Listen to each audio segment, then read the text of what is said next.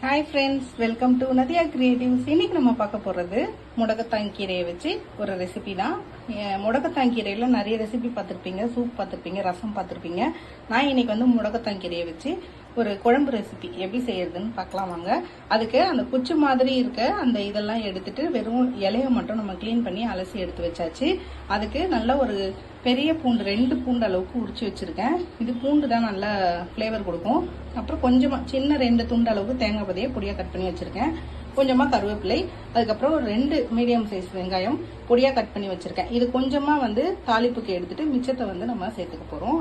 இதெல்லாம் வந்து வதக்கி அரைக்க போறோம். அதுக்காக நம்ம முதல்ல ஒரு கடாயில கொஞ்சமா எண்ணெய் ஊற்றிட்டு அதுல இந்த வெங்காயத்தை வந்து நம்ம லைட்டா சேர்த்துக்க போறோம். நான் பெரிய வெங்காயம் தான் இருந்தது, அதனால நான் சேர்த்துக்கிட்டேன். நீங்க சாம்பார் வெங்காயம் இருந்தா ஒரு 10 சாம்பார் வெங்காயம் போல சேர்த்துக்குங்க. ரொம்ப இன்னும் கொஞ்சம் டேஸ்டும் நல்லா இருக்கும், ஹெல்த்தியான டிஷ்ஷாகவும் இருக்கும். நல்லா வதக்கிக்கலாம். இது கூட பூண்டு, கருவேப்பிலை, தேங்காய் இது எல்லாத்தையுமே சேர்த்துக்கலாம்.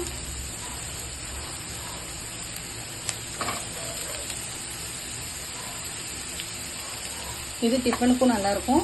அப்புறம் அந்த கீரைன்றதுனால கசப்பு இருக்கும், நிறைய பிள்ளைங்க சாப்பிட மாட்டாங்க. இந்த மாதிரி நீங்க வதக்கி அரைச்சி செஞ்சிட்டீங்கன்னா யாருக்கும் இதுல வந்து கீரை இருக்குன்னே தெரியாது. அந்த அளவுக்கு ரொம்ப டேஸ்டாகவும் இருக்கும், ஹெல்த்துக்கும் நல்லதா இருக்கும். இதை நல்லா வதக்கிட்டு இது கூட வந்து ஒரே ஒரு ஸ்பூன் மிளகு, ஒரு ஸ்பூன் சீரகம் வந்து சேர்த்துட்டு போனேன். இப்போ ஒரு ஸ்பூன் மிளகு, ஒரு ஸ்பூன் சீரகம் அதையும் சேர்த்தாச்சு. அதையும் சேர்த்து நல்லா இந்த எண்ணெயிலேயே லைட்டாக வதக்கிக்கலாம். இது கூட இந்த தூதுவளைக்கீரையை கிளீன் பண்ணி வச்சிருந்தோம் இல்லைங்களா, அதையும் வந்து நம்ம சேர்த்துக்கலாம். இதையும் நல்லா வதக்கிக்கோங்க.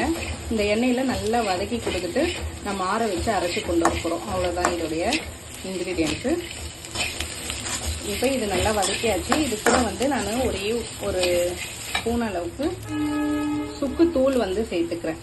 நீங்க உங்ககிட்ட சுக்கு இருந்ததுன்னா அது தோல் வந்து கத்தி வச்சு லைட்டா சீவிட்டு இடிச்சிட்டு சேர்த்துக்குங்க. நான் வந்து தூள் இருக்கிறதுனால தூளே சேர்த்துக்கிறேன். சேர்த்துட்டு இதை நல்லா வதக்கிக்கலாம். இப்போ இதை ஆற வச்சு அரைச்சி கொண்டு வந்துட்டு எப்படி இருக்குன்னு பார்க்கலாம்.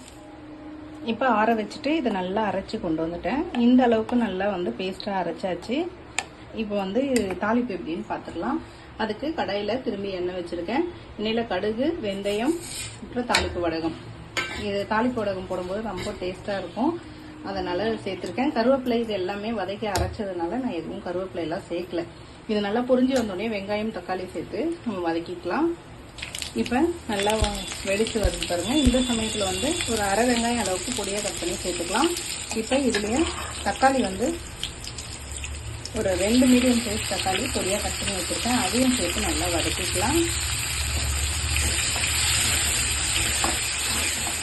இப்போ தக்காளி வதங்குற சமயத்துல ஒரு 3 கத்திரிக்காய் வந்து நான் வந்து நீல வாக்கில் கட் பண்ணி வச்சிருந்தேன், அதையும் சேர்த்துக்கிறேன். உங்களுக்கு விருப்பம் இருந்தால் சேர்த்துக்குங்க, இல்லை பிளைனாக கூட செஞ்சுக்கலாம். நான் வந்து கத்திரிக்காய் வந்து போட்டால் டேஸ்ட்டாக இருக்கும் அப்படின்றதுனால சேர்த்துக்கிறேன்.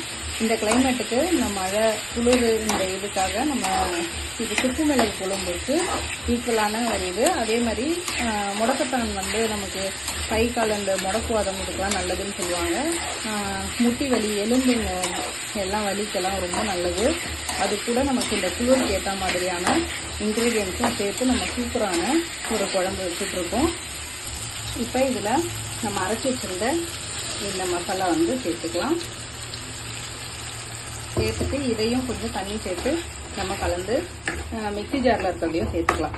இப்போ இந்த மிக்சி ஜாரில் நான் எலுமிச்சப்பழம், ஒரு எலுமிச்சப்பழம் சைஸுக்கு புளி வந்து ஊற வச்சு வச்சிருந்தேன். அதை வந்து நம்ம இதில் சேர்த்துட்டு இதையே நல்லா கலந்துட்டு நம்ம இதில் சேர்த்துடலாம். புளி தண்ணியை சேர்த்துட்டு நல்லா வந்து கலந்து கொடுத்துட்டு இப்போ உப்பு கார மசாலா எல்லாம் சேர்த்துக்கலாம். இப்போ இந்த அளவுக்கு நல்லா வந்து கரைச்சி ஊற்றி கொஞ்சம் அப்படியே மேலே கொதிச்சு வருது பாருங்க. இந்த சமயத்தில் வந்து நம்ம உப்பு காரம்லாம் சேர்த்துடலாம். இதுக்கு தேவையான அளவு உப்பு, மஞ்சள்தூள் ஒரு 1/4 ஸ்பூன், நம்ம குழம்பு மிளகாத்தூள் ஒரு 2 ஸ்பூன் அளவு சேர்த்துக்கலாம். ஏற்கனவே இதில் மிளகு சேர்த்துருக்கோம், சுக்கு கொஞ்சம் சேர்த்துருக்கோம். அதில் இருக்க காரம் பார்த்துட்டு நம்ம அதுக்கப்புறம் வந்து சேர்த்துக்கலாம். ஒரு 2லேருந்து 2.25 ஸ்பூன் வரைக்கும் நம்ம மிளகாத்தூள் சேர்த்துக்கலாம். சேர்த்துட்டு இதை நல்லா கலந்து கொடுத்துக்கலாம். நல்லா எண்ணெய் பிரிஞ்சு வர வரைக்கும் தட்டு போட்டு மூடி கொதிக்க வைக்கலாம். கொதிக்க வச்சுட்டு எப்படி இருக்குன்னு பார்க்கலாம் வாங்க.